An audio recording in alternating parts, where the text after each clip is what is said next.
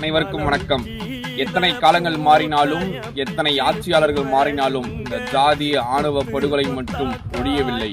மயிலாடுதுறை மாவட்டம் சாத்தாங்குடி கிராமத்தை சார்ந்த 20 வயதுடைய தலித் சமூகத்தை சார்ந்த பார்த்திபன் என்கின்ற இளைஞனும், அதே கிராமத்தில் வன்னியர் சமுதாயத்தை சார்ந்த 19 வயதுடைய பிரியா என்கின்ற இளம் பெண்ணும் காதலித்து வந்துள்ளனர். இருவரும் காதலித்து வந்துள்ள நிலையில் நேற்று இருவரையும் ஒரு தோப்பிற்கு அழைத்து வரப்பட்டு ஜாதி வெறி பிடித்த கும்பலால் இருவரும் அடித்து துன்புறுத்தி சித்திரவதைப்படுத்தி இருவரையும் அருகில் இருக்கும் கொட்டாயில் தூக்கிலிட்டுள்ளனர்.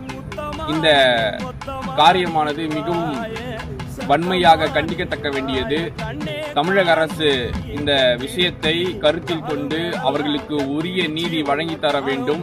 அது மட்டுமில்லாமல் தமிழ்நாட்டில் இது போன்ற ஜாதி ஆணவ படுகொலை மீண்டும் நடக்க கூடாது என்பதற்காக தனி சட்டம் இயற்ற வேண்டும் மற்றும் அவர்களுக்கு உரிய நீதி வழங்கி தர வேண்டும். குற்றவாளிகளுக்கு தக்க தண்டனை வழங்கி தர வேண்டும் என கூறி இக்காணொலி மூலம் வேண்டி கேட்டுக்கொள்கின்றேன். நன்றி, வணக்கம்.